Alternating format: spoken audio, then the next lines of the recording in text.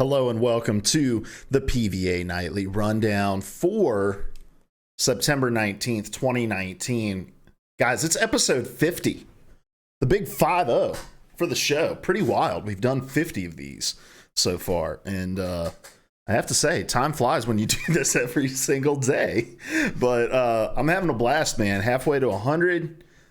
Glad you guys are here, hanging out, whether that's over here on twitch.tv/PVA Radio or over on youtube.com/PVA Radio, wherever you're watching us. Greatly appreciated. Make sure you follow, subscribe, leave a comment, thumbs up, all that crazy jazz. But this is the Nightly Gaming News Show where I run you through all the gaming news that you may have missed throughout the day so that you don't look like a fucking idiot at the water cooler tomorrow. And we actually have quite a bit of news today. I'm realizing I forgot to put a link in here. I'm going to find that real quick. Let's see. I do that shit constantly where I'll like just type the headline out and then forget to put it in the link in the actual show notes. So I'm doing that now. Hope everybody had a wonderful Thursday, guys. I am dog tired. I was on the phone so much today.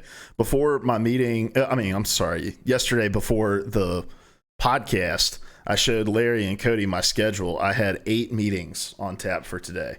A couple of those got moved, luckily, but I spent far more time than I'd normally desire to on the phone today. It's funny. I had a meeting with my boss on Tuesday. It's like a performance review kind of thing.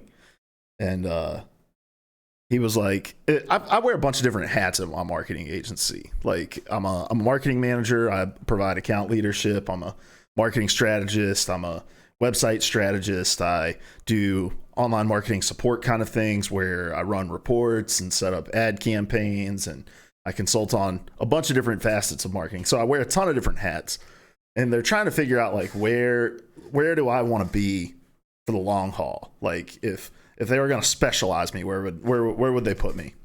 And so my boss asked me, he said, Luke, what's your least favorite part of your job? Like what is the thing that does not get you excited at all? And I said, client calls. And it's not that I don't like my clients. I love my clients. I am not much of a phone guy, coming from a guy who talks to his best friend on the phone at least like once every other day for, 30 minutes to an hour. But outside of that, I'm not much of a phone guy. And so it just takes a lot out of me to like get up, get on the phone, talk with a client, run through an agenda. We do a lot of our meetings like on Google Meet. And so, you get the lag going and you're talking when the other person starts talking, and you kind of start talking over each other. And it's just an awkward dance. And I don't know, there's just something about it, man, that I don't like. And there's always those calls where like you get sprung with a question just out of the fucking blue that you have no idea what the answer is to said question. But you feel like because you're on the phone with this individual and because you're apparently the expert, you have to have an answer. And so you get in this weird, like, kind of talking out your ass kind of thing. So I just was straight up. I was like, I love my clients. I do not like client calls. Has nothing to do with the actual people. It just does not get me jazzed. And he was like, all right, that's good to know. We'll keep that in mind.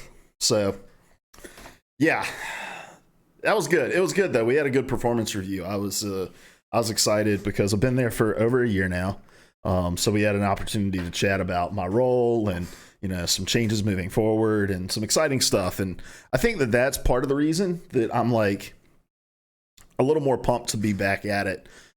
Work had been getting me down a little bit, and I think that helped. You guys know how it is. Like, I'm lucky to work at a place where there's a lot of transparency that's afforded, and we're allowed to be pretty open about how we feel about our work environment and situation. And it doesn't necessarily mean those things are going to change, but at least like when you say things, you feel like you're heard. And I think that that's super important. That's such a key thing to have in a work environment. I ran a business for a while. And we had some employees, and that was always my policy. Sorry, moving my monitor here. That was always my policy. Like, hey, I want to know what you guys think about what we ask of you, what's expected of you, about your job descriptions, about your schedules. I can't guarantee you it's necessarily going to change, but I want to know how you're feeling about these things because, hey, there may come a time where we're reassessing and making some changes. And it's cool to be working in an environment like that again, and to continue that. I don't think that's something I could go without at this point. Anyway, kind of rambling here at the top of the show. But yeah, I was tired today. Had a shitload of phone calls. But tomorrow's Friday. It is not my Friday off, unfortunately. I will be working tomorrow. But weekend, right around the corner, baby. And I'm excited. Today was like the first day felt like fall. I woke up, I was like, I may need a little jacket to go. So I go to Chick-fil-A today, which has become my Thursday tradition. There's a little local coffee shop that I like going to, that's like right down the road from me. And normally I'm there at least two days a week. But I've started mixing it up. I go to Chick-fil-A on Thursdays. So two really funny things kind of happen at Chick-fil-A today. First of all, this lady comes in. Take a sip here. This lady comes in. She pulls out an iPad. And she starts watching a movie. Like, she doesn't have a kid with her or anything. It's just this lady. She pulls an iPad out. And she starts watching a movie on full fucking volume without any headphones on. Like, and was there for a good 10 minutes, like, watching the start of this movie. And I finally put in headphones because I was like, okay. Because there are some days I probably would have been like, hey, do you mind? But today was not one of those days. And so I just let that go. So that was funny. And then it was like 9 a.m. And this lady comes up to the counter and she was like, are you guys serving mac and cheese right now? They were like, we're sorry that we don't start serving mac and cheese till 10:30. We've been talking about how if you know the names of the Gatorade flavors, that you're a serial killer. If you're eating fucking mac and cheese at 9:30 in the morning, you're probably also a serial killer. And I'm all for eating weird things at weird times, you know, big on breakfast for dinner, love eating like pizza for breakfast. Hell, I'll pull some like cold orange chicken out of the fridge and eat a couple pieces of that when I wake up in the morning. Like, I eat some weird shit. There's something about pasta that just like, it has to be a certain time of the day for pasta to make sense. And it doesn't matter if that's mac and cheese, lasagna, fettuccine alfredo, some delicious pesto pasta, something like that. You know, there's a time. 10:30 seems early still, but I understand that's when you throw your whole menu into swing. But yeah, 9 a.m. seems like hella fucking early for mac and cheese. And mac and cheese is one of those things not good reheated. So even if she was like buying it to take back to work to like put in the fridge to eat for lunch 3 hours later, like, still maybe a serial killer, because who likes reheated mac and cheese? Not I. Housekeeping here at the top. It is September still, which means if you have never subscribed to our channel before, or if you have allowed your subscription to lapse, you can resubscribe to our channel for half the price. So rather than $5, you can pay $2.50. $2.50 to subscribe. We still get the full total that we would have gotten had you paid the regular price for it, which is really cool. And that's being brought to you guys by Subway for September. Instead of $5 footlongs, $2.50 subscriptions. It's a hoagie. $2.50 for hoagie. Which, there's really nothing about me anymore that is hoagie, except for my gamer tag on... my gamer tag on most everything is still hoagie. I'll still allow it.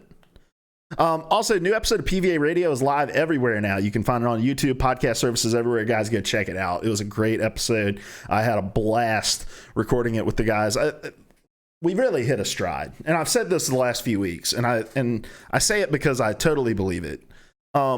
We have really hit a stride with that show and with each other, and our comfort level with one another, the conversation with one another. There's always like something a little strange about having to record shit like in video chat. I'd much rather us be able to sit down in the same room and do the podcast together. But I feel like we finally figured out, hey, here's our rhythm, here's our cadence. So yeah, it's been good. It's been fun. Go check that episode out. We talked about Ven Entertainment, the new 24/7 game and esports culture channel that's going to start broadcasting at some point.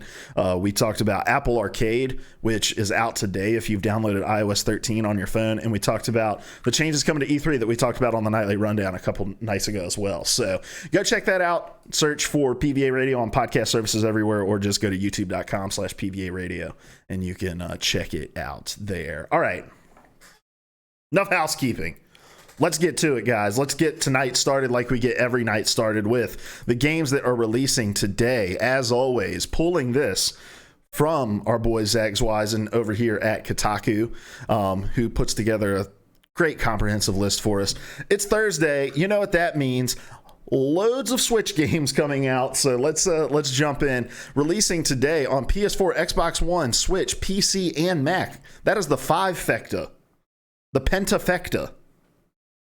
Police Stories. Devil May Cry 2 is out on Switch now.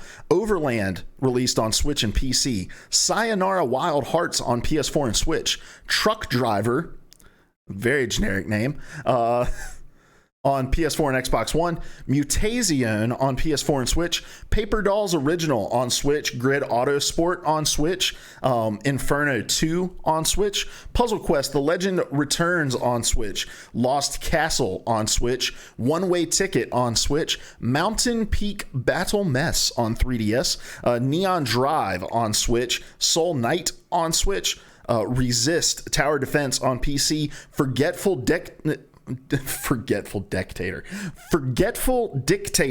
on PC, and Cryptofall Investor Simulator on PC and Mac. Which, is that just about investing in cryptocurrency? It's a bubble. It's a bubble, boys and girls. Let's see, anything here that's really jumping out to me? There was nothing that as I was reading I was like, damn, I need to see what that is. So we'll probably just bypass that. Those are your games that are releasing today. Also releasing today, though, we have Apple Arcade that's come out. I have subscribed to it. I have yet to try anything on it because I downloaded iOS 13 and this afternoon at like 4, and then I had some things I had to do this evening, and I didn't really get a chance to like putz around with it very much. So, but Apple Arcade is out now, $5 a month. First month is free. Then after that, it's $5. There's like 80 games you can choose from across a bunch of different genres. We talked about it in detail last night. Go check that out. So those are all of your games and services that release today. Let's jump in to the news. First item on the list. Sony's next State of Play is set for September 24th, and it's set to be around 20 minutes long. We're taking this from Sid Schumann over at the PlayStation blog. And if you're hanging out over here on Twitch and you want to follow along, read the articles that we're pulling up here, you can type in !show notes in the chat. It'll take you over there. Or if you're watching over on YouTube, links are in the description below. Yes, so Sid Schumann over on the PlayStation blog writes, "Hi, all. Excited to share first details on PlayStation's next State of Play, which will air Tuesday, September 24th at 1 p.m. Pacific Time, 4 p.m. Eastern Time. We're preparing a pretty hefty show, weighing in at around 20 minutes and sporting a fresh new look. And we'll have some great news to share with you, including new game reveals, new content from PlayStation's worldwide studios, and a host of other updates. Should be fun. Oh, and it probably bears mentioning, don't expect any updates related to our next-gen plans in this episode. And as always, you can watch live Twitch, YouTube, Twitter, and Facebook. Yeah, next State of Play. Let's start here at the top. First of all, Sony, Shuhei Yoshida. I'm looking at you. I'm talking to you directly here. Stop doing this shit on Tuesday. It's the only day I'm down in the office. It's the only day it's difficult for me to pull something up and watch it while I'm working because I've got people just popping in and out of the office. Like, do this shit on any other day but Tuesday so that I can watch it live. That's all I'm asking for. Or if you're going to do it on Tuesday, do it on like Tuesday at 8 p.m. I'm home at that point. Hell, I'd even do like a live reaction with the audience over here. But stop doing this at 4 p.m. on Tuesdays. Now, with that out of the way, some interesting things to note here. Let's get the obvious stuff out of the way. This is September 24th. We talked earlier about there being a media event. This was last week about there being a media event for The Last of Us Part 2. I imagine that a lot of the announcements we're going to see during this are going to coincide with that.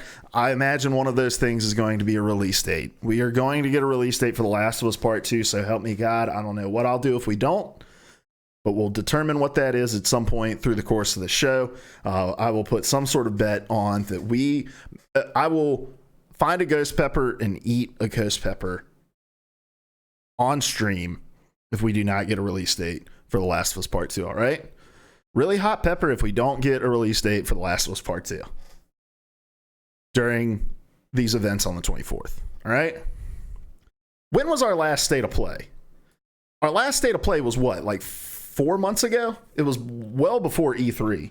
Let's see, Sony state of play.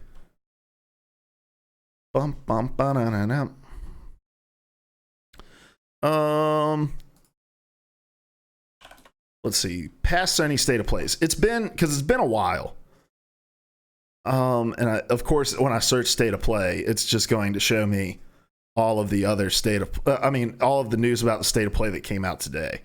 Because I'm trying to figure out how many months it's been. It's been a lot of months. It's been at least 4 months. If anybody else knows why, okay, here we go. Oh no, I'm sorry.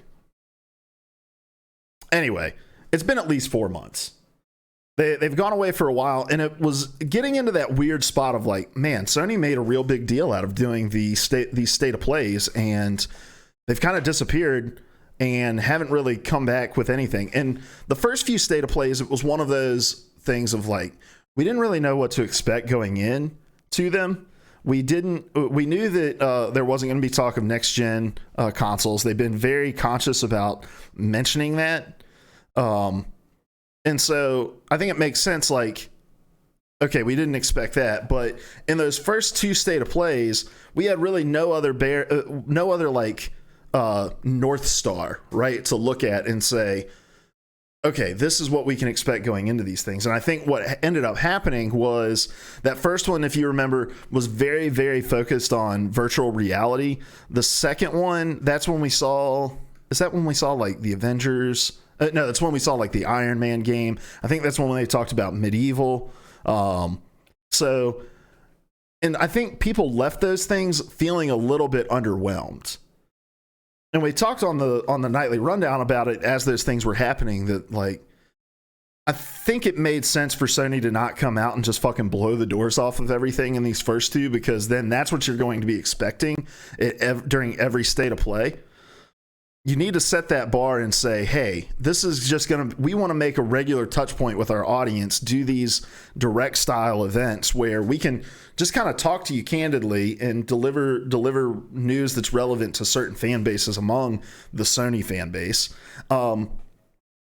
And so if you start these state of plays with like, oh shit, here's The Last of Us Part 2, here's this, that, and the other, and people are getting hype, every subsequent state of play that comes after that, people are going to expect that level. And not that everyone's tempered their expectations for these things, but I think even in Sony's estimation, those first two state of plays were probably not super successful in terms of the way that they were received. And it wasn't just a matter of the quality of the announcements within. I mean, that second state of play, we got like, I think that's where they showed Iceborne. I'm sorry, I'm trying to just kind of spitball off the top of my head some of the things that were shown during those. So, I mean, we got decent news during them, but just, oh my God, the format is so bad.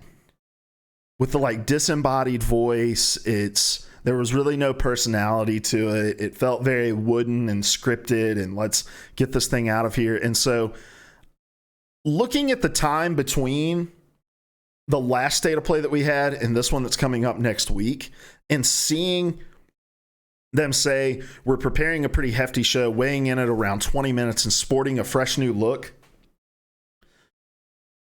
Having a fresh new look on the third iteration of something that you just recently launched means that you know amongst yourselves as a company that there were things that were broken about what you were doing. And so Sony went back to the drawing board, I believe rightfully so, and said, hey, we want to come out and we want to kind of relaunch this this idea, this premise, these state of plays. And so I imagine we are going to get a pretty significant visual and just pacing overhaul of the state of plays. I think they're going to try to add a little bit more personality, probably show some actual human faces talking about games during this event rather than just this disembodied voice of God that's telling you about them. And so it takes time to activate those changes and to put those changes into motion. And so it makes sense that we've taken this much time. It allows them to go find either the talent they want to use. It allows them to go record the interviews or the face-to-face segments that they may want to. Like, to totally blow up what was likely a templated structure when they first kind of launched the state of play idea takes time to go back and redo. So fresh new look. I imagine we're going to get a whole fresh new vibe. We're probably, and you know, we're going to see stuff from The Last of Us. I think we may see some Ghost of Tsushima stuff. There's been I saw some quotes going around where Shuhei was talking about Ghost of Tsushima either yesterday or today. And so I think with Shuhei kind of bringing Ghost of Tsushima back to the front, it would make sense that we at least get some sort of update. I would love to see this state of play be like, okay, we know the big games that are coming, and what's left is The Last of Us Part 2 and Ghost of Tsushima for the PS4 generation. Here's when you can expect both of those games. And I think that alone makes this a success. I think The Last of Us release date alone is going to make this event a success, but I would like to see them just say like, hey, here's what we're working on. You guys have a general idea of what to expect for the rest of this console generation. Here's when you're going to be able to play those games. And that'd be awesome. So I wouldn't expect anything too mighty out of this outside of just what we already know, getting more information about those. New game reveals, I don't even want to go into venturing into guesses. I haven't been able to kind of wrap my head around it enough to come up with anything that I think would be viable. But yeah, I think let's expect, no doubt, a release date for The Last of Us Part 2 and at least some sort of update on Ghost of Tsushima. Another look at it, because we really haven't seen that game since E3 2018, if I'm not mistaken. Also, I got to work on this light right here. The light back here, not a good angle. Very harsh on my face, washing me out very, very, very much so. State of play on the 24th. Obviously, guys, we'll have everything covered for you here on the PvA Nightly Rundown. So tune in for that. We'll go through all the announcements. And we won't be eating a ghost pepper because, yes, we will get a release date for The Last of Us Part 2. Next item on the list. Apex Legends has unveiled details about Season 3 and changes to their ranked mode. This is from Ian Walker over at Kotaku.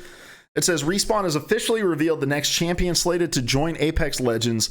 Players can get their hands on Hacker Crypto, a brand new weapon, and a slew of Battle Pass goodies alongside extensive changes to the game's ranked mode when Season 3, called Meltdown, arrives October 1st.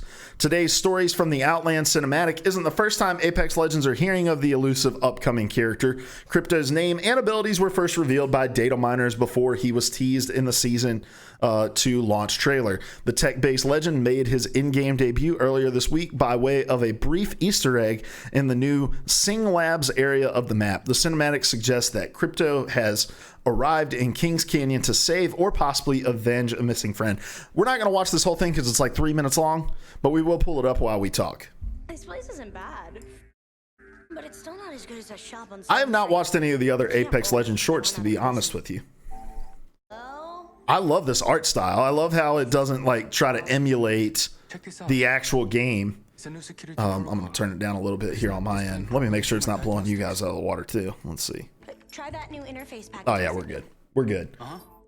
Run decryption. I'm still of the mind that releasing one new character for each season is pretty light. I would love to see, you know, we got that roadmap that leaked, and I'm not sure how accurate we've stayed towards that roadmap since, you know, the seasons have gone on. But right when Apex Legends first released, you know, we saw like, hey, here's the next 12 characters you can expect to see that leaked out of the studio. So I would really like to see them put the pedal to the metal and release more characters than just one per season. It's the thing that makes Apex Legends the most unique. This idea that there's all kinds of different characters with different abilities. You can put together unique compositions to play. But I just don't think adding one new character per season is keeping it fresh enough when there's not that many base characters to begin with. I wonder how hard it is to balance these characters, because while the abilities are certainly useful, like there's a utility to them, I don't think any of them are super fight changing. Like they're really just there to enhance and make it easier to like execute the actual skill-based things, like the gunplay. They're used more strategically than as like fail-safes to get out of situations. So I don't know how hard it is to balance these characters. I don't imagine it's as hard as, say, like Overwatch, you know, because I don't hear a ton of stuff coming out. It's more about weapons balancing in Apex Legends than it is about character balancing. I may be totally off base there. But yeah, they haven't announced any details about the new game mode that's coming out. This short is really cool, though. The description is. Let me actually pull it up. Because I don't want to get it wrong. Let's come over here and go to the EA blog. Cool, calm, collected crypto deploys specialized surveillance drones to stay in the fight and out of the spotlight. So I wonder if this is more of just an information character being able to like release these surveillance drones, or if there's an offensive ability attached to these drones as well, where you can, because the ability to stay in the fight makes it seem like, okay, you're contributing like from a damage perspective. But yeah, I'm interested to see how this character breaks down. Do they give details about his abilities? There's a plus sign here. That's bad UI, guys. This is bad UI, because a plus sign indicates, hey, there's more shit to be seen here. You can hear me clicking, right? Nothing. Nada. Here's your new weapon, the charge rifle.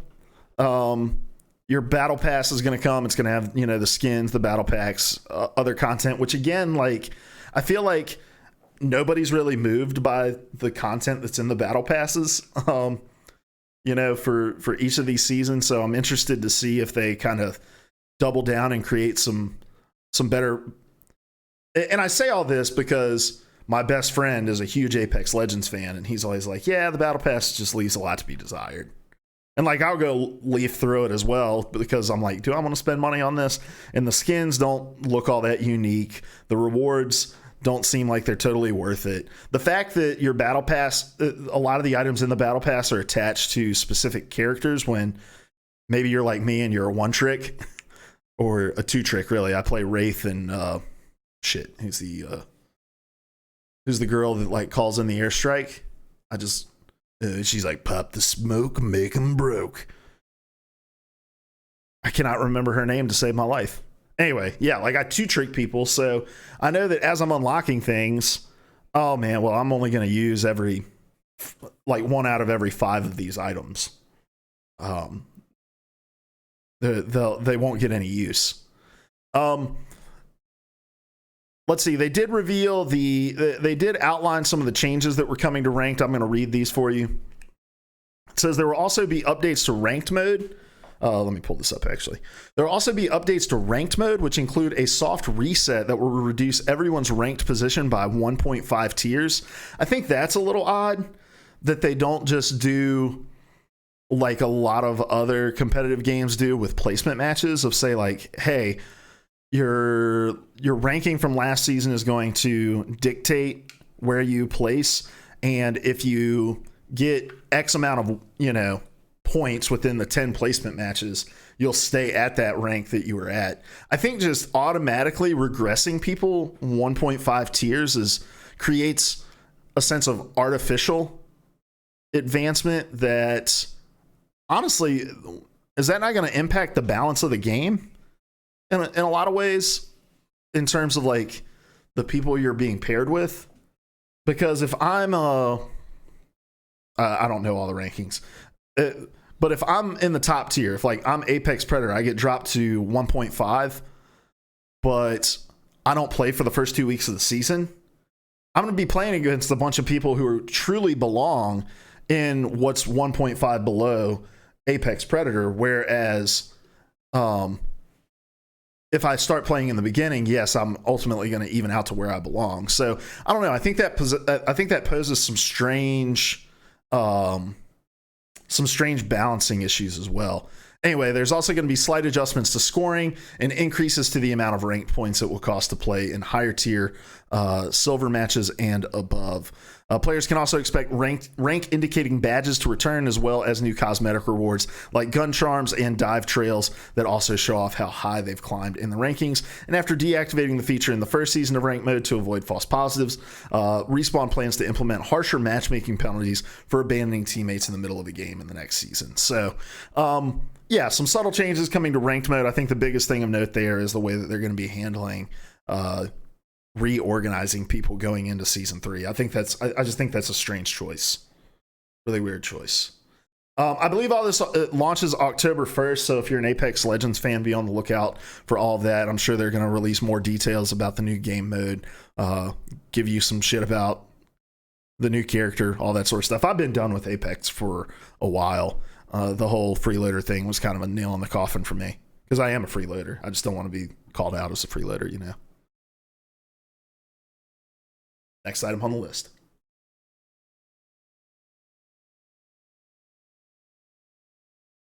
A French court says Steam must allow users to resell digital games. You guys can go read this story from Nathan Grayson over at Kotaku. I don't want to read this verbatim, because essentially what happened is back in 2015, a consumer rights organization, UFCQ Quasier, I believe is how you say that. I have no idea. Choisier. Oh my gosh, I just dropped a Gatorade bottle cap in my... It's just floating around in there. I don't know if you can see that. Bottle cap just floating around because I'm an idiot that dropped it on there thinking it was the cap to it.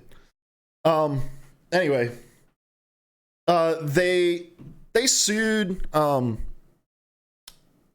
they sued Valve over a few things, but one of those things was this idea that you are not able to resell the games that you have purchased.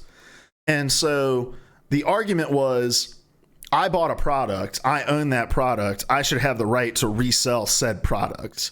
If there's a market to resell this thing to somebody that's interested, I should be able to. Just like if I buy a car, I should be able to go out, resell that car. If I buy a computer, I should be able to go out and resell that computer. If I buy an Xbox, I can go out and resell that Xbox.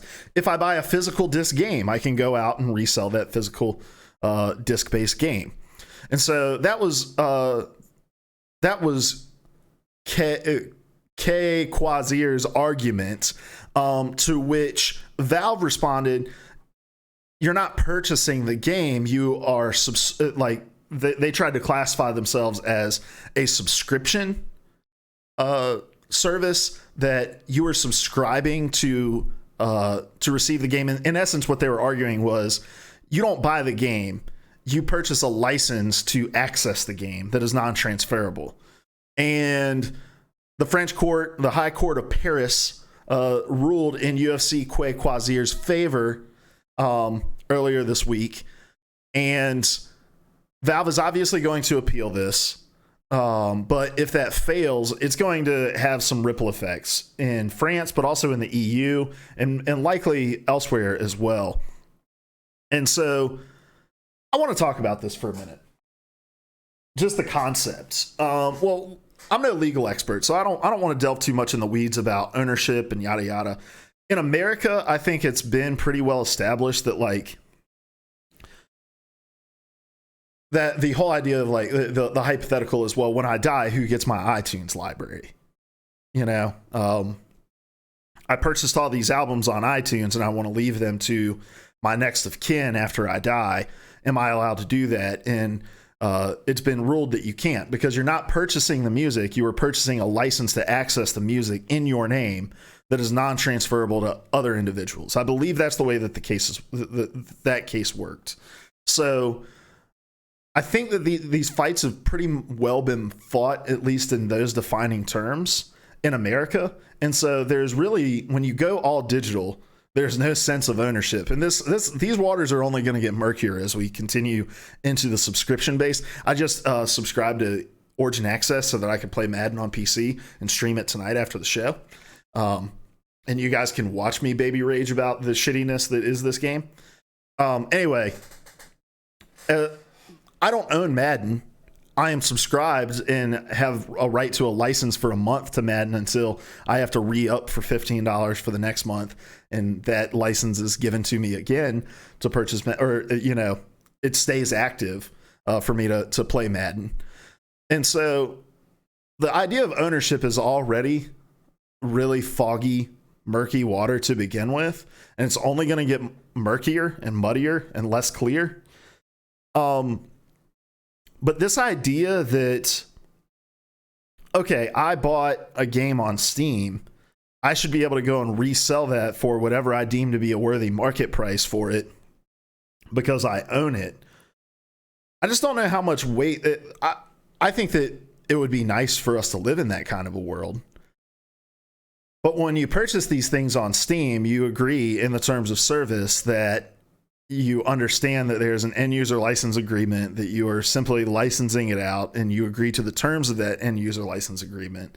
And so I don't know how this works legally, at least in America, for something like this to work. And I don't know if those sorts of things have been laid out and determined in French law or in the EU, but that's at least the way that it works in America.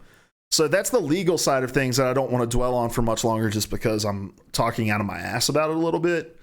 From a practical standpoint, like, I feel like Steam would have to completely overhaul the infrastructure of how Steam works as a platform in order to be able to allow those kinds of purchases to happen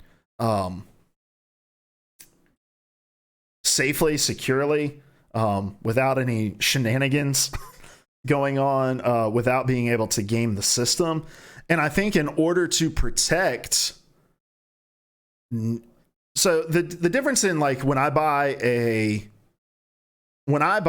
used game, when I buy a disc-based game and I turn around to go sell that disc-based game to somebody else who is interested in it, I set the price for that game on my own and I say, I believe I can get this much value from it.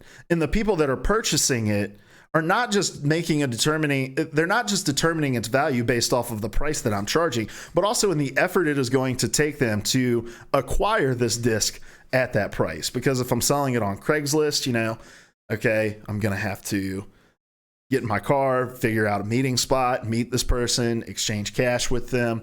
You know, there's a whole slew of hoops that have to be jumped through. If you're selling this thing on eBay, even, it's like, okay, well, as a lister, I've got to go on, I've got to create the listing, I'm going to have to ship the thing, I'm going to have to, you know, confirm through PayPal, yada yada, I'm going to have to pay this fee. So there is a lot that goes into facilitating that kind of a sale, to where there's not as much undercutting in price going on, because people understand that their time, energy, and effort is worth money as well. And so it takes time, energy, and effort to make a physical sale like that.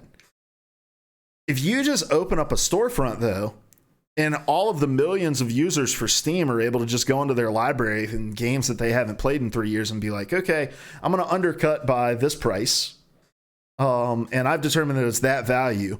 And then me as a consumer, I'd be able to go in and just say, okay, well, all right, well, I really want to play this, I don't know, let's say I really want to play Devil May Cry 5. Oh shit, there's 50,000 people trying to sell their copy of Devil May Cry 5 because they're not going to play it anymore. Oh shit, here's a guy who's only asking for $3 for it. Like, you can see how the accessibility of it and the fact that, hey, I just slap a price tag on it and the platform takes care of the rest of it itself in terms of transferring the license. It becomes really easy to just say, like, all right, I'm going to undercut everything. I'm just going to be the cheapest option on the store. And because I've got a Steam library that's, you know, as long as fucking Santa's list, I'll probably pull in a considerable amount of money for games I've never thought of before. And when you're facilitating that through a platform that people are going to purchase new games, there's literally no distinction between playing a brand new shiny digital unlock of a game or a used unlock of a game. There's no difference. Whereas in the physical world, you're having to worry, well, is there anything wrong with the disc? Does it have its original packaging? How was it taken care of before I purchased it? And so there's a peace of mind that comes with being able to purchase a brand new thing in its packaging from a store outside of buying it from Joe Smo over on Craigslist, who you're meeting in a Walmart parking lot with a crisp $20 bill. And so I wouldn't get too excited about any of this bringing any actual changes. I think it is worth mentioning and noting, but I just think that there are protections that have to be made for developers of these games so that they're not being undercut a month later when all of these games are going back on sale from people who have beat it and just are wanting to dump it and get rid of it. Because if the argument is I own it, I can sell it, then that means I can determine the value and the price at which I'm going to sell it. The only way I see this being able to work is if Valve says, okay, that's fine. You can resell your code. We're going to resell it for X amount. You're going to get X percent of that. We're going to get X percent for facilitating it. And the developer's going to get X percent because it's their fucking game and it's the same as buying it new. There's a tightrope to be walked here. I want to be friendly to consumers and understand, but I think when we purchase digital things, we understand that like we don't actually own them and therefore don't actually have the right to sell them. But Valve's going to appeal this. I'm interested to see. We'll definitely keep up with how this goes through. The wheels of justice churn slowly though. So it may be a while before we get an update. Next item on the list.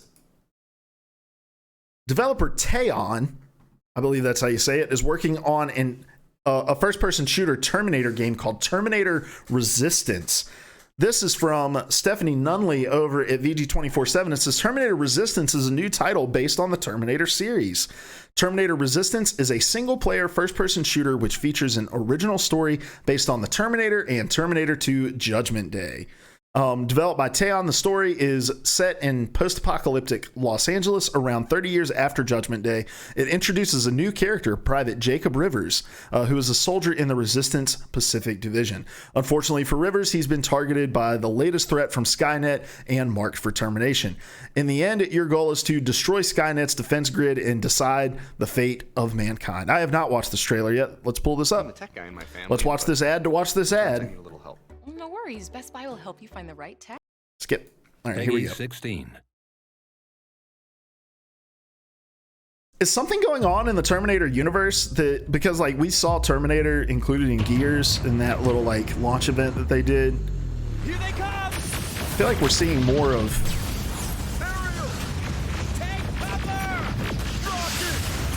I'm also interested in what else Teyon has developed. I'm gonna look that up here on my second screen, boys and girls. Having fun yet, Rivers? Through here. Come on, follow her. Teyon is a Polish video game studio. Heavy Fire, 101 Shark Pets, 101 Mini Golf World, Robot Rescue, Battle Rage. Those are the games that Teyon has worked on. Oh, they've worked on a ton of shit. Jacob? Arcade Island, Warlocks vs. Shadows, We intercepted some interesting data. It turns Iron out Combat, you're part Groove of a Heaven. prestigious group, a group of people that Skynet marked for termination. I don't know, man. I feel like we've been getting a lot of games and weird franchises. Like we got the fucking Blair Witch game. It was like, who's really asking for a Blair Witch game right now? Watch out!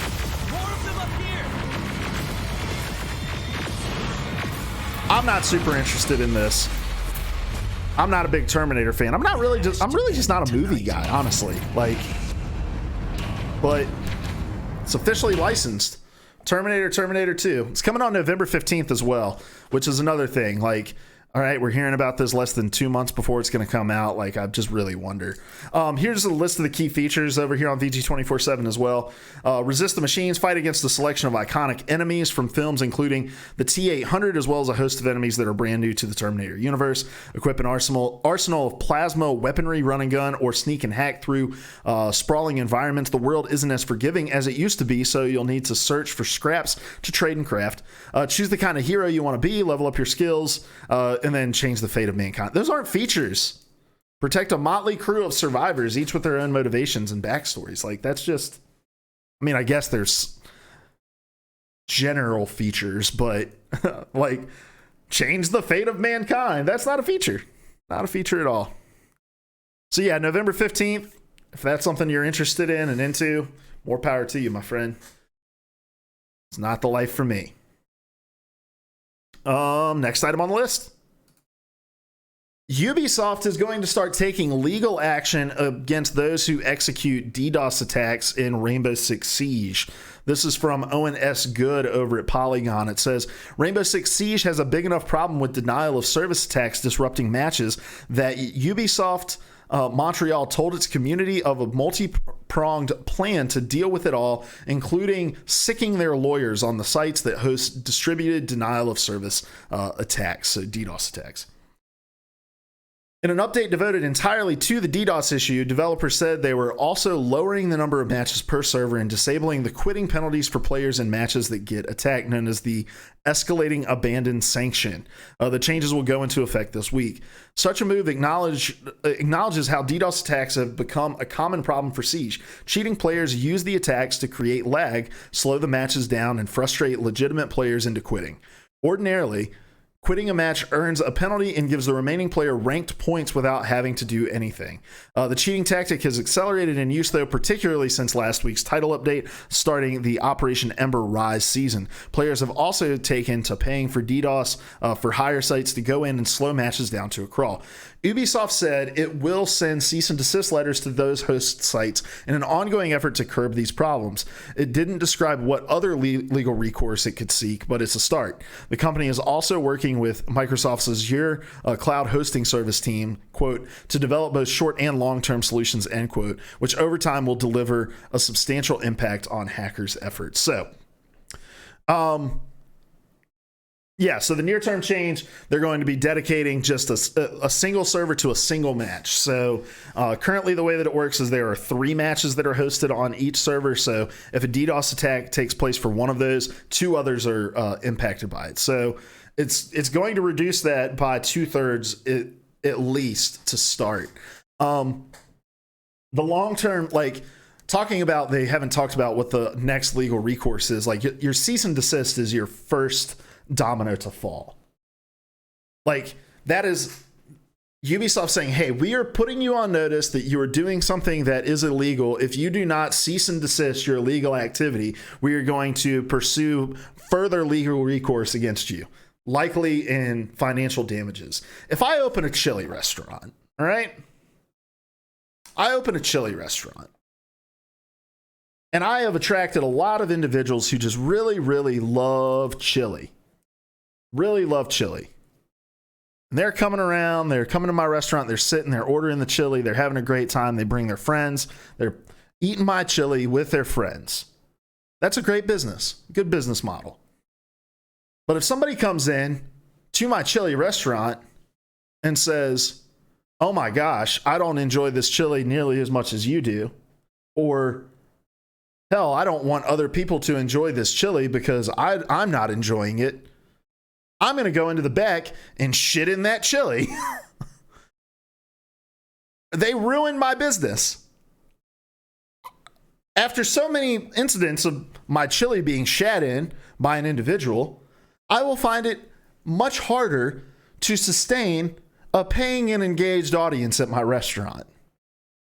And so it stands to reason that when Ubisoft has a game that is meant to be enjoyed in a certain fashion, shit-free, and users come in and proverbially shit in the proverbial chili by perpetuating these kinds of attacks, that is going to ultimately impact Ubisoft's business in the way that they're able to operate and succeed.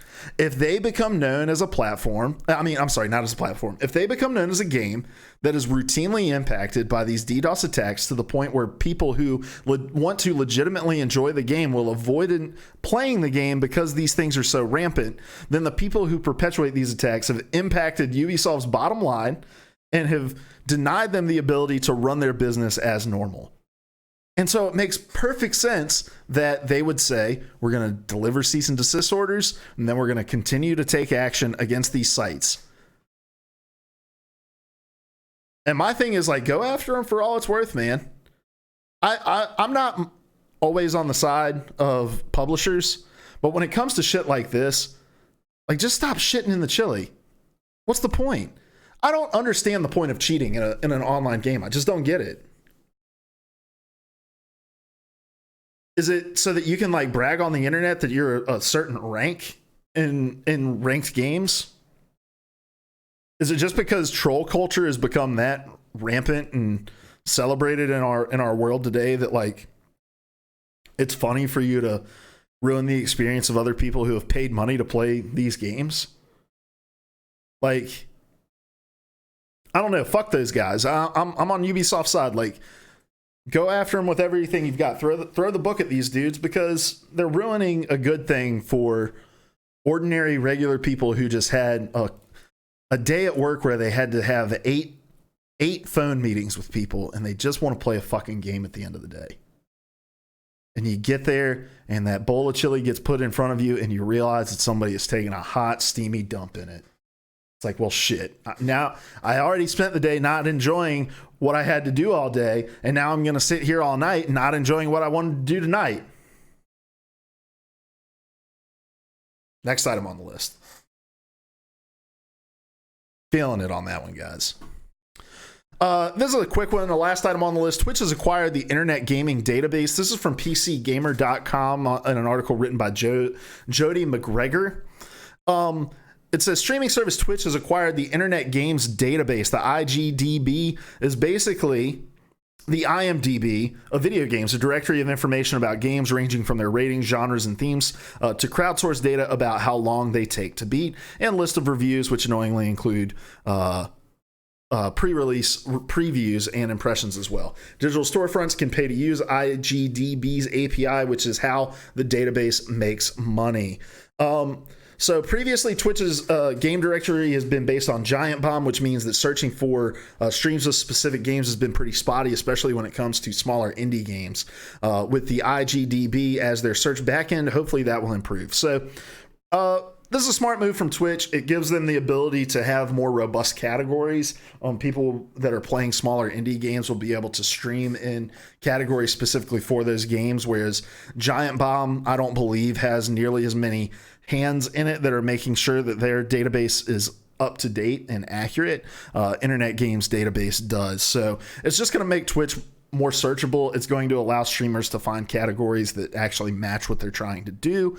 And overall, just a really great move. I don't think there's any details about how much they acquired it for. I don't imagine this was probably that expensive for Twitch to do. Well, especially given the fact that Amazon owns Twitch, so everything is within reason for them to buy. But yeah, expect some improvements coming to Twitch's search functionalities. I'd love to see them go further, invest in some algorithms and shit. That'd be great for discoverability. All right, guys. That's going to do it for the PvA Nightly Rundown for tonight. Stick around if you're hanging out over here on Twitch. I'm about to play some Madden. If you're watching over on youtube.com/PvA Radio, make sure you hit the subscribe button, like this video, leave a comment below. It will be greatly appreciated. We do this every single weeknight over here on twitch.tv/PvA Radio at 9 o'clock. If you can't catch it live, you can watch it the very next day on YouTube, where we break it out topic by topic, or you can watch it in its entirety. So yeah, I'm going to step away for a second, go refresh my Agua here, make sure Madden actually installed correctly, and we're going to try to play some Madden on PC. What? Until next time, guys, we love you.